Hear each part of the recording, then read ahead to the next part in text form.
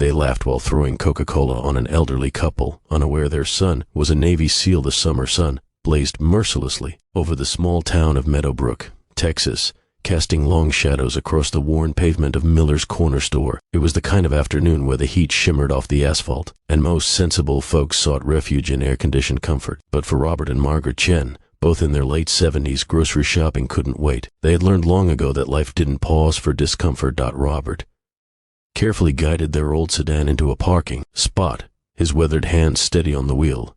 Despite the arthritis that made every movement a quiet battle, Margaret sat beside him, her silver hair pulled back in a neat bun, clutching her worn leather purse against her chest. They had been married for 53 years, and in that time, they had built a life based on simple values: hard work, dignity, and treating everyone with respect.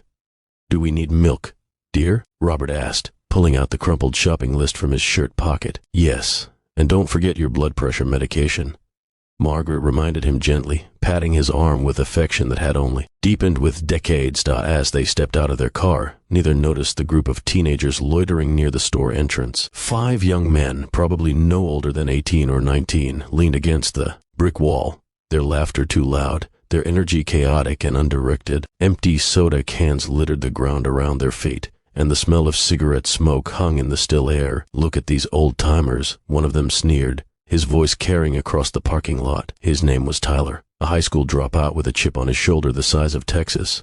"Bet they're gonna take forever in line." His friends laughed, emboldened by the pack mentality that turns ordinarily decent kids into something uglier. There was Jake, whose father had abandoned the family years ago, leaving him angry at the world. Marcus, trying desperately to fit in despite knowing this wasn't who he wanted to be. Derek, who filmed everything on his phone, hungry for social media attention. And Chase, the follower, too weak to stand against the group. Robert and Margaret moved slowly, but purposefully toward the entrance, unaware of the malicious attention they had attracted. Robert held the door open for his wife, a gesture he had performed thousands of times, each one a small declaration of love. "Did you see that?" Tyler mocked, his voice dripping with contempt.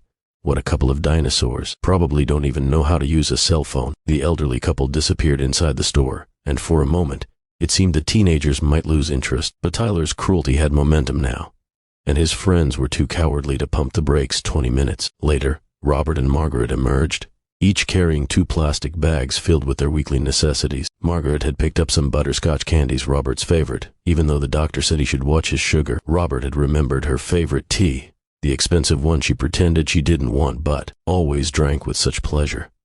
They were halfway to their car when Tyler made his move. "Hey, old man," he shouted, "you move any slower, you'll be going backward." His friends erupted in laughter, and something dark flickered in Tyler's eyes. He reached down and grabbed a large bottle of Coca-Cola, one of several they had been drinking. Without warning, he hurled it toward the elderly couple. The bottle exploded against Robert's back, the brown liquid cascading down his clean white shirt, soaking through to his skin. Margaret cried out in shock as the spray hit her as well, sticky soda dripping down her favorite dress, the blue one she had saved for special occasions. Even though grocery shopping wasn't special except to her, it always was. The teenagers doubled over with laughter, their phones out now, recording the humiliation. "Did you see his face?" Jake howled, slapping his knee. Post it, Derek urged, already uploading the video with hashtags designed for maximum exposure. Robert stood frozen, the shopping bag still gripped in his hands, soda dripping from his clothes onto the hot pavement. Margaret's eyes filled with tears, not from pain, but from the shock of such casual cruelty, from the realization that this was the world they now lived in. "Robert," she whispered, her voice trembling, "let's just go home." But before they could take a step, a voice cut through the parking lot like a blade through silk. It was quiet but carried absolute authority. "What did you just do?" Everyone turned. A man had emerged from a truck parked 3 spots away. He was in his mid-30s, with close cropped hair, a physique that spoke of serious physical training, and eyes that had seen things most people couldn't imagine. He wore jeans and a simple gray t-shirt, nothing remarkable, but the way he carried himself made him impossible to ignore. This was Daniel Chen, Robert and Margaret's son, home on leave from his unit. He had been waiting in his truck, intending to surprise his parents after their shopping trip, maybe take them out for an early dinner. He had been checking his gear, ensuring everything was in order before he returned to base when he heard the commotion. What he saw made his blood run cold and his training kick into overdrive. "I said, what did you just do?" Daniel repeated, walking toward the teenagers with measured, deliberate steps. Tyler puffed out his chest, trying to salvage his bravado in front of his friends. Mind your own business, man. We're just having some fun. Fun. Daniel's voice remained calm, but there was steel underneath. You think assaulting two elderly people is fun? They're fine, Tyler scoffed, though his confidence was already wavering. Something about this man's presence made his survival instincts fire warning signals. It's just a prank. Daniel reached his parents, gently taking the shopping bags from his father's hands and setting them down carefully. Mom, Dad, are you hurt? Danny? Margaret's tears flowed freely now, but they were tears of relief. We didn't know you were here. We're okay, sweetheart. Just startled. Robert's jaw was clenched tight. Decades of maintaining dignity in the face of discrimination teaching him to swallow his anger. But seeing his son, his boy, who had grown into this formidable man, he felt something break inside. Not in weakness, but in release. We're all right, son, Robert said quietly. Let's just go home. But Daniel wasn't ready to leave. He turned back to the teenagers. And now his SEAL training was evident in every micro-expression, every calculated movement. He had hunted terrorists in the mountains of Afghanistan, had performed high-risk extractions in hostile territories, had been trained to remain calm in situations that would break ordinary men. 5 punk kids with soda bottles didn't intimidate him.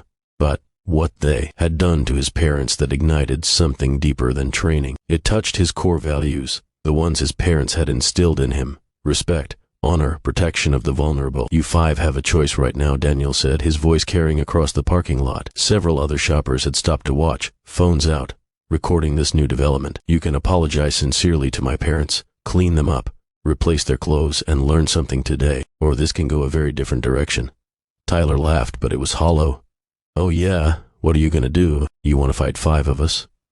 Daniel didn't smile. You don't want to find out what I'm capable of, but more importantly, you don't want to find out what kind of legal trouble you're in. You just committed assault and battery against 2 senior citizens. That's on video now, your video and several others. You documented your own crime. Jake's face paled. It was just a prank, man. No, Daniel corrected him. A prank is harmless fun where everyone laughs at the end. You deliberately caused distress and property damage to 2 people who never did anything to you. You targeted them because you perceived them as weak and unable to defend themselves. That's not a prank. That's cowardice dressed up as entertainment. Marcus, who had been increasingly uncomfortable throughout the entire incident, spoke up. Look, we're sorry, okay? We didn't mean. You didn't mean what? Daniel interrupted. You didn't mean to throw that bottle? It accidentally slipped from your friend's hand with enough force to hit my father in the back. You didn't mean to laugh and film it. Take responsibility for what you did. The parking lot had grown quiet except for Daniel's voice. A small crowd had gathered, and the teenagers suddenly realized they had an audience much less friendly than their usual social media followers. Tyler's bravado finally crumbled. The reality of the situation was sinking in assault charges, criminal records, college prospects evaporating. His hands started to shake. We're sorry, he mumbled, not meeting anyone's eyes. Say it to them, Daniel commanded, gesturing to his parents. Look them in the eyes and apologize for what you did. And mean it. One by one, the teenagers shuffled forward. Marcus went first, genuine remorse in his voice. Sir, ma'am, I'm really sorry. That was wrong, really wrong. Jake followed, his voice cracking slightly. I'm sorry. I don't know why we did that. It was stupid. Derek, who had been so eager to record the humiliation, now wished his phone had never existed. I'm sorry, I shouldn't have filmed it. I'm deleting it right now. His thumbs moved across his screen, removing the video from his social media. Chase simply whispered, I'm sorry. His eyes red-rimmed. Tyler was lost. He stood before Robert and Margaret, and for the first time he really looked at them. He saw the dignity in Robert's bearing despite the soaked clothes. He saw the kindness in Margaret's eyes, even through her tears. He saw his own grandmother in Margaret's face, and shame washed over him in waves. I'm sorry, he said, and this time it was genuine. I'm really sorry. There's no excuse for what I did. I was wrong. Margaret, because she was who she was, reached out and gently patted Tyler's arm. Thank you for apologizing. I hope you'll remember this day and choose kindness in the future. Her grace in that moment broke something in Tyler. He nodded, unable to speak, tears streaming down his face. Daniel wasn't finished. You're going to do more than apologize. Give me your names and phone numbers. You're going to perform community service helping at the senior center downtown every Saturday for the next 3 months. I'll be checking. You're going to write letters to my parents, real letters, explaining what you learned from this. And you're going to replace their clothes and pay for their dry cleaning. And if we don't, Jake asked, though his voice held no defiance, only resignation. Then I file assault charges with the police department, provide them with all the video evidence, and you deal with the legal system. Your choice. The teenagers quickly agreed to Daniel's terms. They pooled their money, coming up with $200, which Daniel accepted on his parents' behalf. Phone numbers were exchanged, and Daniel made it clear he would be monitoring their compliance. As the teenagers slunk away to their vehicles, the crowd that had gathered began to applaud. Several people approached to make sure Robert and Margaret were okay, offering napkins and kind words. An older woman with kind eyes walked up to Daniel. "Young man, thank you for standing up for your parents. We need more people like you." A store employee brought out bottles of water and towels. The manager appeared, apologizing profusely and offering to replace anything damaged at no cost. But Daniel's attention was on his parents. He guided them to his truck, helping his mother into the passenger seat, making sure his father was comfortable in the back. He retrieved their shopping and loaded it carefully. "Dad, Mom, I'm so sorry I didn't get there faster," Daniel said, his voice thick with emotion. Robert placed a hand on his son's shoulder. "You got there exactly when you needed to. You handled that perfectly, son. You didn't resort to violence, but you didn't let it go either. You taught them something important." Margaret smiled through her tears. "You protected us, Danny, just like you always have, ever since you were a little boy standing up to bullies on the playground." Daniel drove his parents home, helping them get cleaned up, making sure they were calm and unharmed. He called his wife, Sarah, who immediately came over with their 2 children. The kids, ages 6 and 8, swarmed their grandparents with hugs and chatter, the best medicine for shock and distress. That evening, the family gathered around the dinner table, 3 generations sharing a meal, sharing stories, sharing love. Robert and Margaret, in their 70s, still teaching by example what dignity looked like. Daniel and Sarah, in their 30s, trying to raise children with those same values in a complex world. And the grandchildren, absorbing it all, learning that family means showing up, standing up, and lifting up. Over the following weeks, true to Daniel's requirements, the 5 teenagers showed up at Meadowbrook Senior Center every Saturday. At first, they were sullen and resentful, treating it as punishment. But something interesting happened as they spent time with the elderly residents. Marcus discovered he enjoyed talking to Mr. Patterson, a World War II veteran with incredible stories. Jake found himself laughing genuinely at Mrs. Rodriguez's sharp wit and endless jokes. Derek learned that the elderly residents were far more tech-savvy than he'd assumed, and he started teaching a smartphone workshop.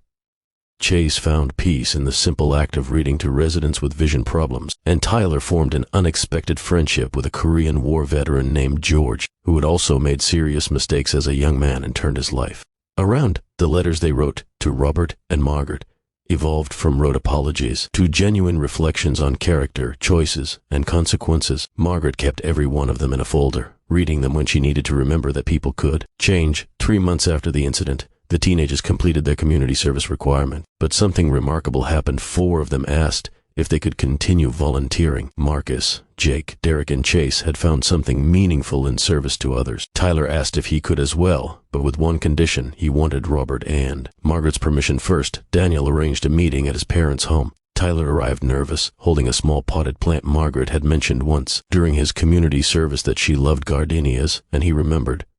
"Mr. and Mrs. Chen," Tyler began, his voice steady but humble, "I wanted to thank you personally, not just for not pressing charges, but for showing me what grace looks like. I've been volunteering at the senior center, and it's changed me. I've enrolled in community college. I'm trying to be better, and I wondered if it would be okay if I continued volunteering.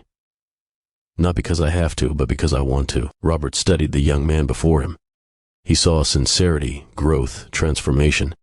He extended his hand. "Tyler, we'd be honored to have you continue serving, and we're proud of you for making better choices." They shook hands, and Margaret hugged Tyler, whispering, "Everyone deserves a second chance, dear.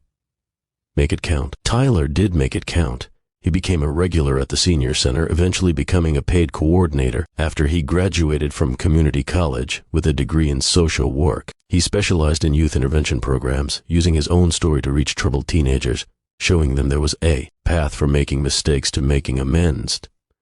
Daniel, watching all of this unfold, reflected on that day in the parking lot. He had been trained to neutralize threats, to respond with overwhelming force when necessary, but his parents had taught him something his SEAL training never could: that sometimes the greatest strength is restraint, that real victory isn't dominating your opponent, but helping them become better. Years later, at a family gathering celebrating Robert and Margaret's 60th wedding anniversary, Tyler appeared with a gift, a framed photo of himself with the current class of at-risk youth he was mentoring. The inscription read, "Because two people showed me that kindness is stronger than cruelty and second chances are real. Thank you for changing my life."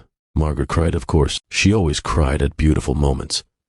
Robert shook Tyler's hand with the same firm grip, the same dignity he maintained that day in the parking lot when soda dripped from his clothes, but he never lost his composure. Daniel watched it all, his arm around Sarah, his children playing nearby, and he understood more fully what his parents had spent a lifetime teaching him. That defending people isn't just about physical protection. It's about standing up for dignity, demanding respect, and believing that people can change when given the right combination of accountability and grace. The video of the original incident, which several bystanders had posted online, went viral with millions of views. But more importantly, the follow-up videos of the teenagers volunteering, of Tyler's transformation, of the Chen family's grace spread even further. In a world hungry for outrage content, this became something different, a story of redemption, accountability, and hope. Comments flooded in from around the world. Parents shared it with their teenagers, talking about choices and consequences. Educators used it in